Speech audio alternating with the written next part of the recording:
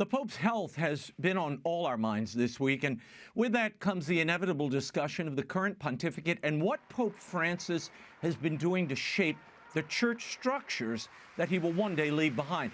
Here with analysis of all of this is the Papal Posse, editor-in-chief of thecatholicthing.org, Robert Royal, and canon lawyer and priest of the Archdiocese of New York, Father Gerald Murray. Thank you all for being here. We just received a medical perspective on the Pope's health from Sister Dee Dee Byrne, but I want to get your reaction to the Vatican's communications over the last 6 days or so regarding what appears to be a rather serious situation for the 88-year-old pontiff. On Thursday, the Holy See Press Office released an update which read in part that Francis had a restful night and this morning got out of bed and had breakfast in an armchair. Now, Bob, not a lot of detail there. I mean, in the afternoon, they did come back with, saying, oh, he's improving slightly.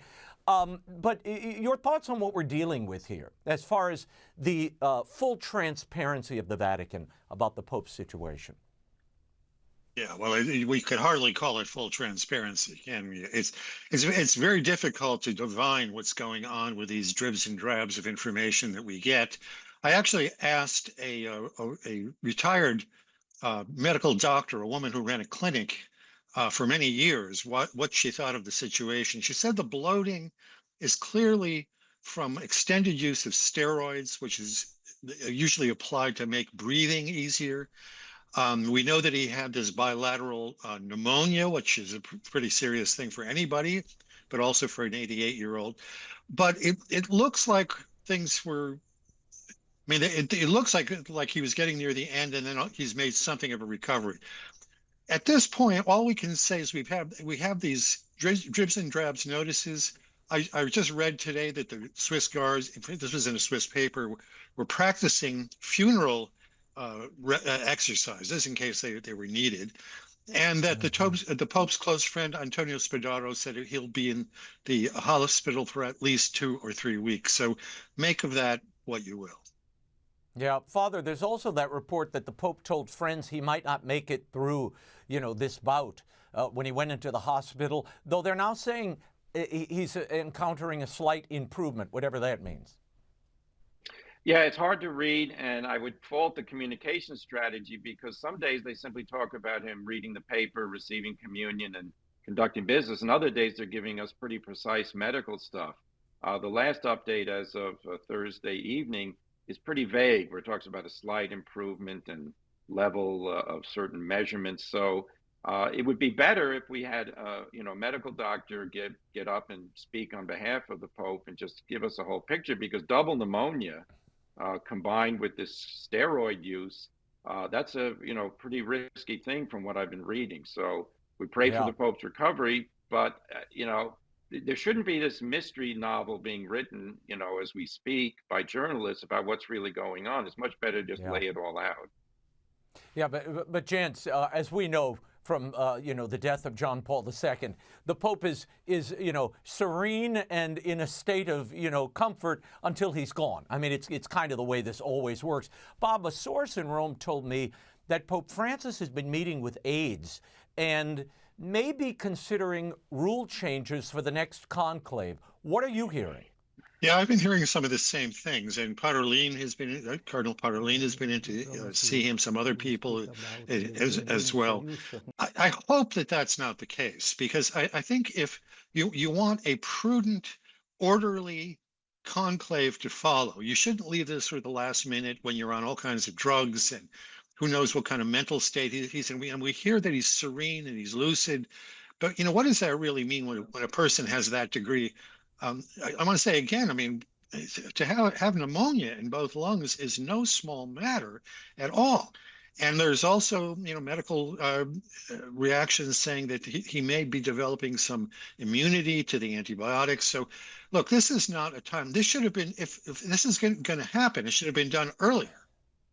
Yeah, well, Father, but we also learned that Prime Minister Maloney, Giorgia Maloney, went in and she said he was in good spirits and telling jokes and saying, you know, the Lord of the Harvest has decided it's not my time yet. So maybe he is recovering. But again, we don't have a full disclosure from the Vatican. But I want to get your opinion on this. Ever since Benedict XVI's abdication, the possibility of a papal resignation has been floated.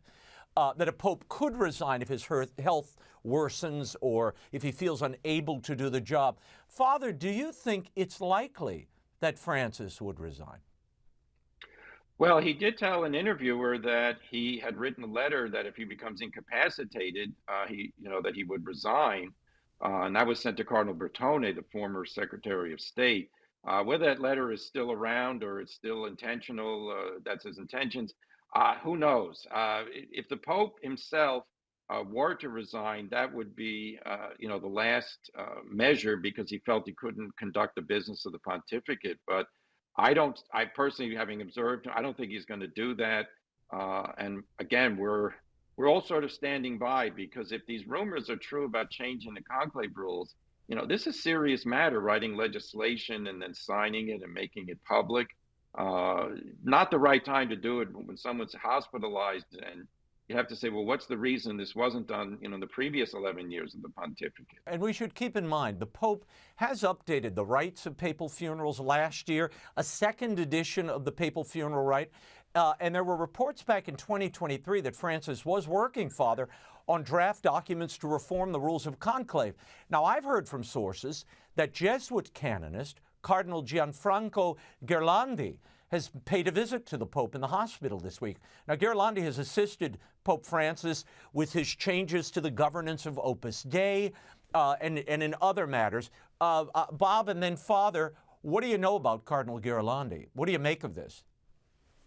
I don't know very much about him, and I wouldn't want to speculate what exactly it might mean that he shows up there. But look, the larger question that is facing all of us, and not only popes, is that modern medicine is such that it's very easy for someone to go into a vegetative state or to be on a respirator and being held alive by machinery, or to begin to develop the kind of mental decline that we've seen in a lot of different elder people are living longer.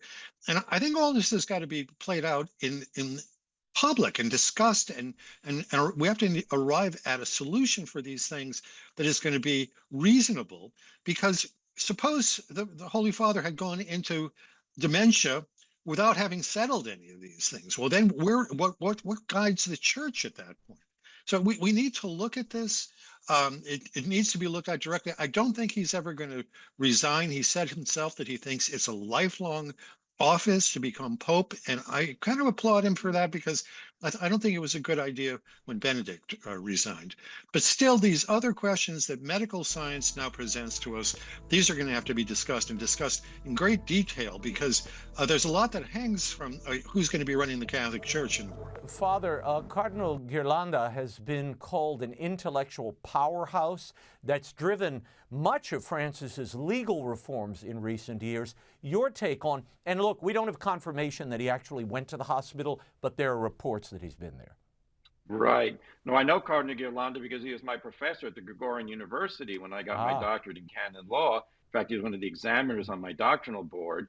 No, Cardinal Ghirlanda is one of the top canonists in the church, and the Pope relies on him. He was the one who wrote the new document about the Roman Curia. He's the one involved in the reform of the statutes of Opus Dei.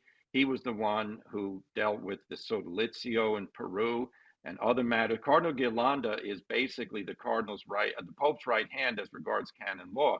Now, he himself is over 80, so he won't be at the conclave as a voting cardinal, but he does have a lot of influence. So who knows what's going on? Speculation is, a full-time game in Rome and at the Vatican, but certainly, the Pope has an agenda that he wants to pursue, and this illness has interrupted it to a degree.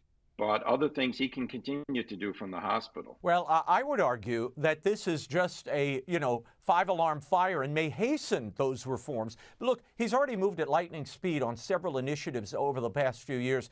The Synod on Synodality, the crackdown on the traditional Latin Mass.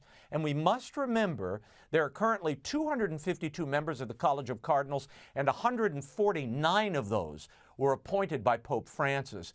Bob, is Pope Francis working, do you think, to complete that revolution that he first meant to bring about in the Catholic Church? And do you think this will hasten it? Well, I think I could answer that better if I knew exactly what the revolution is. I mean, we see certain things heading in certain directions, and then in other days it seems to head off in other directions. Look, I've said this before. Even just to take the case of the number of cardinals that he's appointed to the college. Some are ideological. Some clearly are in a kind of a progressive direction, to put it that way. Others, like the new cardinal in Boston, seem to be quite mainstream and kind of American and orthodox. And then there's the wild card of those from the peripheries, from Tonga and from Turkmenistan and all these strange places that he's appointed cardinals from. So there are different things that are out there, and I think that it reflects the multiple dimensions of his own way of thinking about the church. So yes, there may be an overall kind of motion in a more progressive, what he regards as a Vatican II direction, but I just don't know. It just seems to me that there are enough wild cards in there that it's hard to predict. Father, your take. Do you think this will hasten whatever the Pope intends to do here, because he realizes this is a reminder that he is 88 years old and that this papacy could be drawing to a close? Hard to tell, Raymond. Certainly, if he's hospitalized for an extended period of time for a recovery, he can do a lot of work there because you simply, this stuff is like, the president's, I've got a phone and a pen. So the Pope can do that. But as Bob says, there's a lot of unpredictability here. So, we pray, we hope things go well for the Pope, but we'll find out. I mean, there's a lot, the agenda, of Pope Francis in reforming the church, it's still underway, and we'll see if the next Pope wants to continue that. At present, there are 22 American sees just in the United States of the Latin Rite, run by bishops who are 75 years old or older. 22 dioceses. One of those is led by my next guest, Archbishop Joseph Naumann, who turned 75 in January, as did Cardinal Timothy Dolan in New York. So my question is, and Father, I'll start with you. What do you expect from the next round of appointments to the United States episcopacy? And given the Pope's health, are we about to see a flurry of appointments coming from the Vatican? Yeah, no, it's hard to predict. There's a machinery within the Vatican for identifying candidates. And certainly for the United States, the predominant influence is Cardinal Supek of Chicago, because he's on the dicastery for bishops. He's a confidant of the Pope.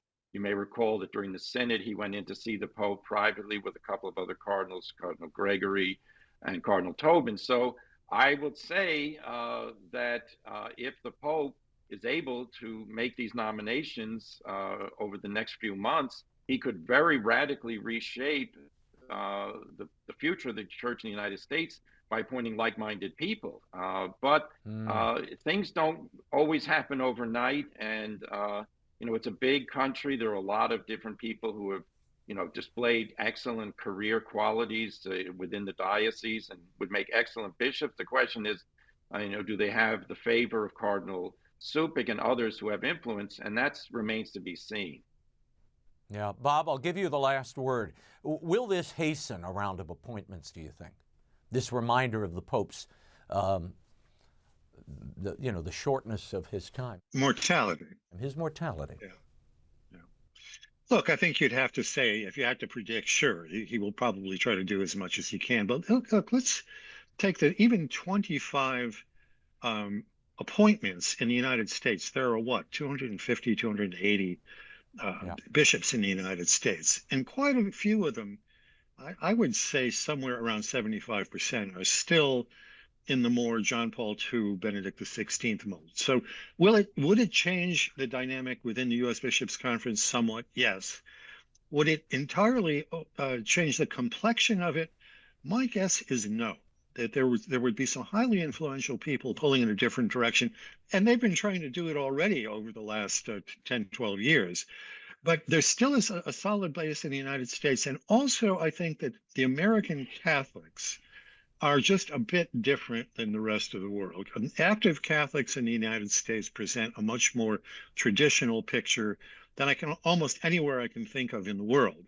So bishops change, yeah, that does help some if you're a progressive, but the nature of the people, I think, is there's going to be a reality principle.